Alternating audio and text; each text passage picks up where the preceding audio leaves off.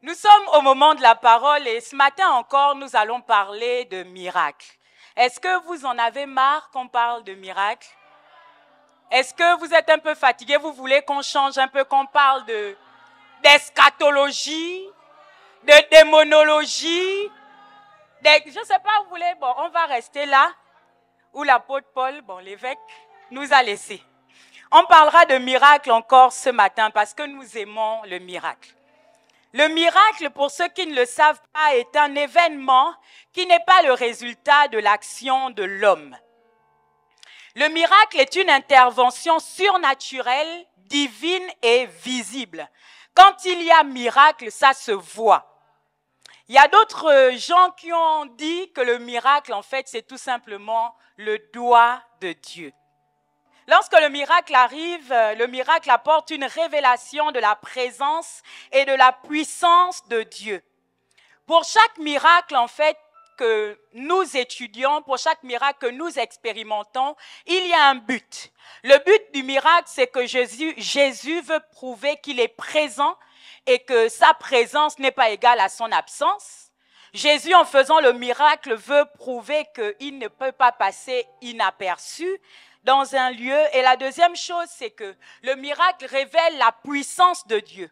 Il prouve, en guérissant les malades, en ressuscitant les morts, en multipliant les pains, en marchant sur les eaux, qu'il est le maître de toutes choses.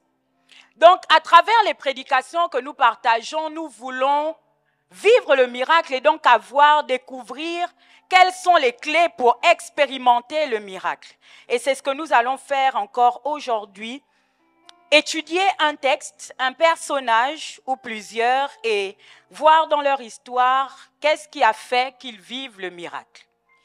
J'aimerais que Wilma, qui a le micro, puisse lire notre texte de base qui est en Marc 8, du verset 22 au verset 26. Marc 8, 22 à 26. Ils se rendirent à Bethsaïda et on emmena vers Jésus un aveugle qu'on le pria de toucher.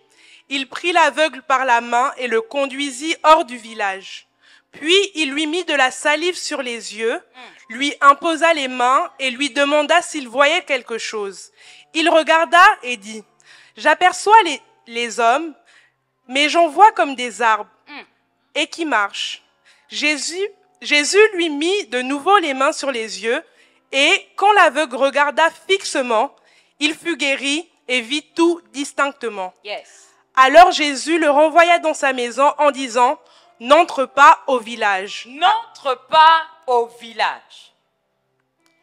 L'histoire a commencé à Bethsaïda, dans un village dénommé Bethsaïda. Et la Bible nous dit qu'on amena à Jésus un aveugle afin qu'il touche cette personne. Et la première chose que Jésus a faite, c'est que il a pris l'aveugle par la main et il l'a conduit hors de Bethsaïda, hors du village. Jésus a guéri cet homme de manière assez atypique. Je ne sais pas ce qui se passerait aujourd'hui si je disais à ma bien-aimée Edna de venir à moi. Testons. Edna, viens. Non, c'est bon, c'est bon. C'est bon, Edna. Imaginez-vous que je fasse ça, que je concentre dans ma bouche une certaine quantité de liquide salivaire et que je mette ce liquide aux yeux d'Edna. Je pense que même en voyant, elle va me dire, « Pasteur, en fait, c'est bon. C'est bon, ça va. Je vois maintenant. » Donc, Jésus faisait des miracles bizarres. Et le titre de notre prédication d'aujourd'hui, c'est « Viens et vois ». Parce que cet aveugle est venu dans la présence de Jésus et qu'il a vu, tout simplement. Et à mon sens, « Viens et vois » dépend d'une rencontre. C'est parce que cet aveugle a rencontré Jésus qu'il a expérimenté le recouvrement de sa vue. C'est sa rencontre avec Jésus qui a tout changé. Et j'aimerais qu'on étudie ensemble la particularité ou les particularités qu'il y a dans cette rencontre. La première particularité que je relève, c'est que c'est une rencontre intime, personnelle, loin de la foule. Pour moi, ce miracle semble être le miracle de l'intimité. Et le miracle de cet aveugle commence au moment où Jésus lui prend la main et l'entraîne hors de Bethsaïda. Vous savez comme moi que Jésus n'avait pas de mal à faire les miracles devant la foule. Ok? On a plusieurs exemples qui prouvent que Jésus pouvait guérir devant les gens. Le fait qu'il y ait la foule n'embêtait pas le ministère de Jésus. Au contraire, Jésus aimait bien être accompagné de la foule. Mais pour ce miracle-là, Jésus a voulu qu'il se fasse en toute intimité. Il choisit alors que on a emmené l'aveugle devant lui et qu'il y avait beaucoup de monde, de prendre cet aveugle par la main et de l'emmener pour qu'il ne soit que deux. Deux à vivre cette expérience. Et je crois que ce miracle nous rappelle la notion d'intimité. L'importance d'avoir un lieu secret. L'importance de vivre des expériences qui ne se passent qu'entre Dieu et toi. C'est un problème, bien-aimé, quand tu ne vis ta foi qu'à l'église. C'est un problème, bien-aimé, quand tu ne pries que quand il y a tes frères. Est-ce qu'on peut se dire la vérité ce matin? C'est un problème quand tu ne ressens la présence de Dieu que quand il y a ton frère qui prie à côté de toi. Le premier aspect de cette rencontre étant le fait de vivre ce miracle par l'intimité dans le lieu secret nous rappelle qu'il y a des choses qu'on n'expose pas. Le type de miracle là, la manière dont Jésus allait faire là, il fallait qu'il fasse ça dans le secret. Et je me suis rappelé d'une chose que l'évêque Gélil a dit dans une publication il y a quelques jours que je veux lire. Il dit, les réseaux sociaux ne sont pas un journal intime. Ils sont remplis de haineux qui se réjouissent de tous tes impairs que tu subis et que tu partages. Si tu as besoin de te confier, va voir ton pasteur ou écris dans ton journal intime. Il y a besoin de le préciser maintenant parce que pour certains, ils ne savent pas qu'on n'expose pas tout. De nos jours, si tu veux connaître le mood d'une personne, va sur son statut. Il y a des gens, quand ils sont dans les problèmes, ils deviennent philosophes. Il n'y a que l'Éternel qui me comprend. Les hommes déçoivent, mais l'Éternel ne déçoit pas. Sœur, dis seulement que tu as été déçu par quelqu'un, tu n'as pas besoin de mettre ça sur les statuts. Il y a des femmes, mais maintenant il y a des hommes aussi qui font ça. Quand ça ne va pas dans le foyer, ils sélectionnent les publications TikTok à propos de la situation qu'il a vécue et ils balancent. Les femmes d'aujourd'hui, bon, je ne sais pas trop ce qu'elles font les femmes d'aujourd'hui, mais dans tous les cas, c'est compliqué parce que maintenant, pour connaître le mood des gens, il suffit d'aller sur les réseaux sociaux. Et l'une des choses qui me dépasse, c'est que j'ai le sentiment qu'il y a même des prières que Jésus découvre sur les réseaux sociaux. C'est toi qui fais ça ou c'est ton voisin? Il y a des gens, au lieu de prier, Tu vas maintenant sur ton statut. Éternel Dieu de gloire, je te loue de ce que je suis une créature si merveilleuse. Mon frère, ma sœur. Donc, Jésus doit maintenant se connecter à WhatsApp pour écouter ou lire ta prière. Dis avec moi, ça m'embrouille. Et si ton voisin fait ça, dis-lui, arrête de faire ça.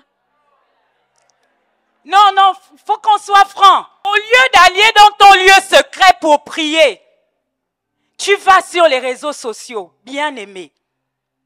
Le miracle du recouvrement de la vue expérimenté par cet homme nous rappelle que l'intimité est importante. Même Jésus a su qu'il y a des miracles qu'on ne fait pas au milieu de la foule. Même Jésus nous a montré qu'il y a des choses qu'on ne fait pas au milieu de la foule. On n'expose pas tout. Amen. Que Dieu nous aide. Que Dieu nous aide à comprendre ça. Le deuxième aspect de cette rencontre, après le fait qu'elle soit intime, personnelle et loin de la foule, c'est que cette rencontre se fait sans intermédiaire. La Bible nous dit que on a emmené cet aveugle à Jésus. Et je ne sais pas si vous avez remarqué comme moi lorsque Wilma l'a lu, mais juste après, on ne parle plus jamais de on. On ne sait même pas si on c'était une personne ou deux. On ne sait pas si on c'était une femme ou un homme. On ne sait pas si on connaissait la personne depuis longtemps ou pas.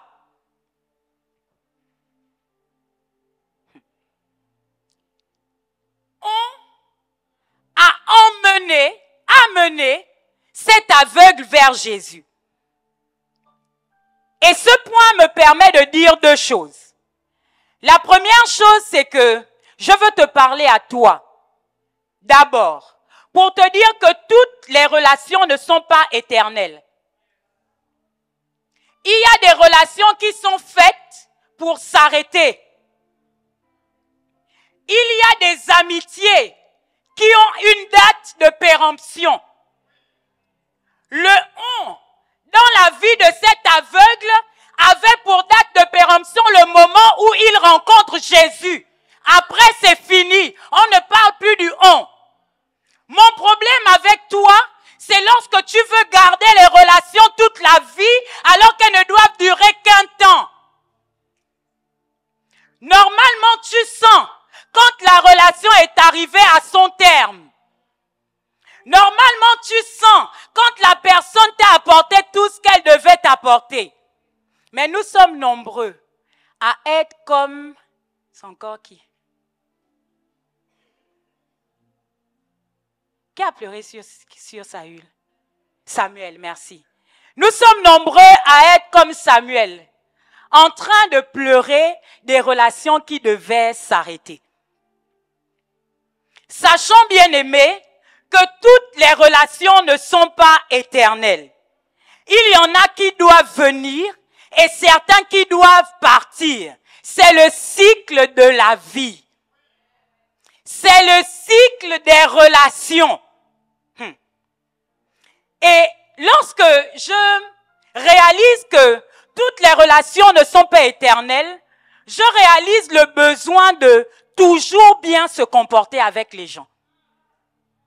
Toujours laisser la meilleure empreinte possible de ton passage dans la vie des gens. Tu ne sais pas si aujourd'hui, c'est la dernière fois que tu vois ton voisin de gauche ou de droite. Et ce que tu vas faire, c'est mal parler. Ce que tu vas faire, c'est ne pas le considérer. Toutes les relations ne sont pas éternelles. Et je crois que nous devons nous battre autant que cela dépend de nous, comme la Bible nous dit en Romains 12 au verset 18. S'il est possible, autant que cela dépend de vous, soyez en paix avec tous les hommes. Soyez en paix avec tous les hommes. Autant que ça dépend de toi, bats-toi pour laisser une bonne image de toi dans la vie des gens. Il faut que les gens soient capables de parler de toi en disant « Cette personne m'a toujours fait du bien ». C'est possible, bien-aimé, d'être le type de personne qui est continuellement une bénédiction. La Bible dit que de la même source, en parlant de la bouche, est-ce qu'il peut jaillir la malédiction et la bénédiction? Ce n'est pas possible. D'après Dieu, si nous sommes des sources de bénédiction, de nous ne doit sortir que la bénédiction. Toutes les relations ne sont pas faites pour durer. Et alors que je préparais cette prédication, Dieu m'a dit de dire à quelqu'un, réconcilie-toi. Réconcilie-toi avec cette personne à qui tu ne parles plus. Réconcilie-toi. Peu importe. Est-ce qu'il a tort? Est-ce qu'il a raison? Est-ce que tu as totalement raison sur toute la ligne? Peu importe. Réconcilie-toi. Ce serait dommage de te réveiller demain et de constater sur des statuts que cette personne n'est plus là et que tu n'aurais pas fait ce qui est juste. S'il te plaît, réconcilie-toi. Amen. Battons-nous pour laisser le meilleur souvenir de nous aux personnes que nous rencontrons. C'était la première chose que je voulais nous dire au sujet de cette rencontre sans intermédiaire. La deuxième chose que je veux dire, après avoir parlé des relations qui ne durent pas éternellement, c'est parler du fait ou parler aux personnes que Dieu a utilisées pour nous faire du bien. Les personnes qui ont été des onds, qui ont ouvert des portes pour nous. Ce que je veux dire, et je crois que vous êtes d'accord avec moi, c'est que nous sommes reconnaissants pour toutes les personnes qui ont été des portes pour nous. Mais la gratitude ne doit pas devenir un sujet de servitude. Ce n'est pas parce que tu m'as aidé que maintenant je dois devenir ton esclave.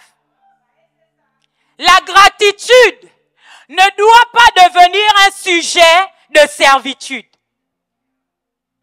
Ok, tu m'as évangélisé. Ok, tu as posé les mains sur moi et j'ai parlé en langue. Mais ça ne veut pas dire que tu dois devenir mon père spirituel. Qu'on se le dise. Ok, j'ai signé ce CDI grâce à toi. Tu m'as ouvert ton réseau professionnel.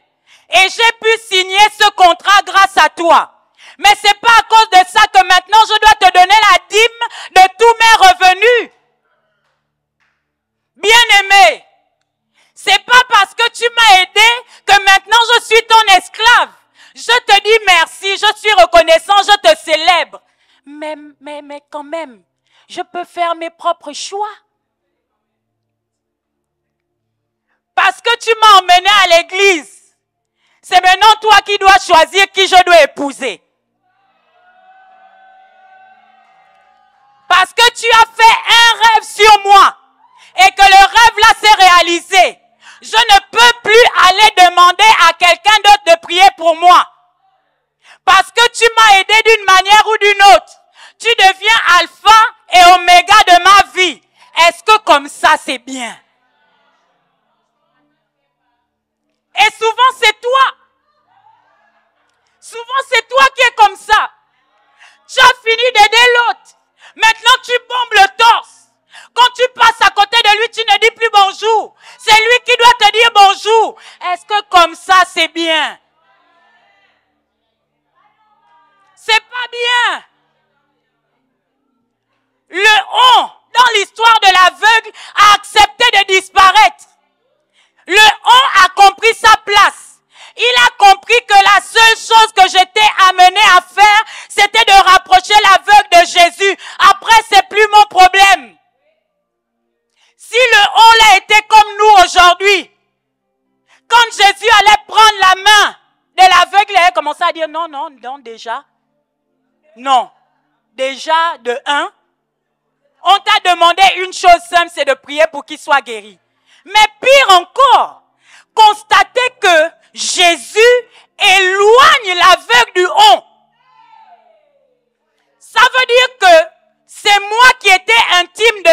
personne. Je l'ai amené à Jésus. Et maintenant, Jésus devient intime de cette personne. Et je laisse. C'est comme ça quand on est équilibré. Quand tu sais quelle est ta place dans la vie de l'autre, c'est tranquille. Soyons comme des ons. Connaissons notre place. Relation sans intermédiaire. L'autre point de cette rencontre, c'est que c'est une rencontre hors du village. Je ris parce qu'un jour l'évêque m'avait parlé fort. Et il m'avait dit, ma fille, sors du village. Parce que j'avais des attitudes un peu blédardes. C'est une rencontre hors du village. Jésus choisit de guérir cet homme en le faisant en dehors du village où il l'avait pourtant rencontré. Et après avoir guéri cet homme, il lui donne la recommandation de ne pas rentrer dans le village. Cette situation m'intrigue parce que, littéralement, Jésus déplace géographiquement l'aveugle pour qu'il soit guéri. C'est comme si le lieu où l'aveugle était avait une incidence sur le miracle qu'il pouvait ou non recevoir. C'est comme si la terre sur laquelle l'aveugle était avait un impact sur les choses que l'aveugle pouvait vivre et celles qu'il ne pouvait pas vivre. Et je me suis dit, quel est le problème du village? Jésus, quel est le problème de Bethsaïda? Cet homme est né là. Il t'a rencontré là. On te demande de le guérir là. Mais toi, tu choisis de le faire sortir de Bethsaïda. Et comme la Bible s'explique par la Bible, je trouve la réponse en Matthieu 11 au verset 21. J'aimerais bien que Karen lise Matthieu 11 au verset 21. Et c'est Jésus qui parle. Malheur à toi, Chorazin. Malheur à toi, Bethsaïda. Oh! Car si les miracles qui ont été faits au milieu de vous avaient été faits dans Tyr et dans Sidon, il y a longtemps qu'elle serait repentie en prenant le sac et la cendre. Est-ce que tu peux reprendre le début? Malheur à toi, Chorazin. Malheur à toi, Bethsaïda. Point. Tu dis à Bethsaïda, malheur à toi. Jésus a fait des miracles dans la ville de Bethsaïda et en Chorazin. Et ce qu'il dit ensuite, c'est que si les miracles que j'ai faits là, le même type de miracle avait été fait à Tyr et Sidon, ils auraient pris la cendre pour m'invoquer. Ce que Jésus est en train de dire, c'est que Chorazin et Bethsaïda, c'était une ville d'incrédules. C'est pourquoi sur cette ville, sur ces deux villes, Jésus a prononcé une malédiction. Jésus est passé dans cette ville et il a agi de manière extraordinaire. Mais les gens dans ces villes continuaient d'être incrédules. Et ce qu'il a résolu de faire, c'était de maudire la terre. Ce qu'il a résolu de faire, c'était de parler le malheur sur Bethsaïda. Et alors qu'il passe, on l'arrête à nouveau dans une ville maudite. On emmène à lui un aveugle et on lui dit, s'il te plaît, touche cet aveugle. Il y a à l'intérieur de lui le Jésus qui a envie de guérir, le Jésus qui a envie de relever, le Jésus qui a envie de restaurer, le Jésus qui a envie que l'aveugle voie. Mais il sait que la ville est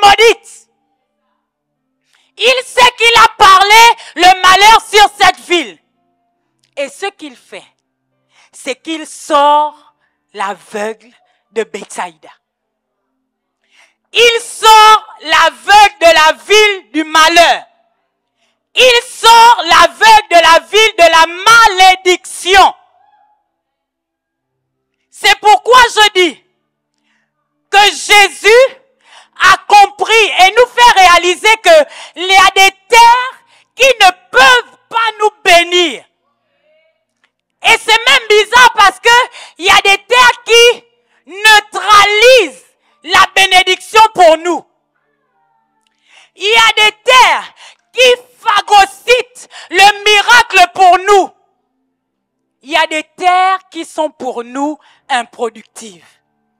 Et c'était le cas pour cet aveugle. Jésus lui dit oui, je veux que tu recouvres la vue. Mais ça ne se fera pas à Bethsaïda. Sors du village et là, je te guérirai. Chrétiens, c'est biblique. Il y a des terres qui ont été travaillées pour notre malheur. Il y a des terres qui ont été travaillées pour qu'elles ne produisent rien pour nous. Mais de la même manière qu'il y a des terres qui peuvent parler pour notre malheur, il y a des terres qui peuvent parler pour notre bénédiction. Alors que Bethsaïda parlait pour que cet homme reste aveugle, en dehors de ce village, il y avait une terre qui parlait pour que cet homme voie et qu'il voie clairement. J'ai envie de te dire qu'il y a des terres qui parleront pour que ton mariage soit un mariage épanoui. Il y a des terres qui parleront pour que tes finances soient des finances multipliées. Bien-aimé, de la même manière qu'il y a des terres qui ne seront jamais pour toi une bénédiction, il y a des relations qui ne seront jamais pour toi une bénédiction. Et il faut que tu t'en sépares. Il y a des gens qui sont comme Lot dans la vie d'Abraham. Tant que Lot est là, il y a un voile. Ce qui m'embête, c'est que le voile de Lot Lot ne voile pas les problèmes. Lot ne voile pas les difficultés. Ce que Lot voile, c'est la présence de Dieu. Ce que Lot voile, c'est la sensibilité à la voix de Dieu. Il y a des relations Lot dont il faut se séparer. Et il y a des relations Jonathan, comme dans la vie de David, qu'il faut avoir. De la même manière qu'il y a des en dehors de village qu'il faut avoir pour voir. Il faut avoir des relations comme Jonathan qui sauront te donner leurs armes pour combattre. Il y aura des gens qui seront capables de t'aimer plus que toi-même et te dire je crois en toi. Vas-y, continue encore. L'Éternel est de ton côté.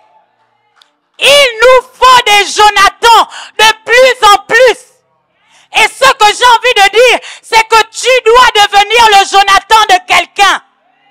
Dans notre génération, nous nous considérons comme des providers. Assez de dire que les gens doivent m'aider.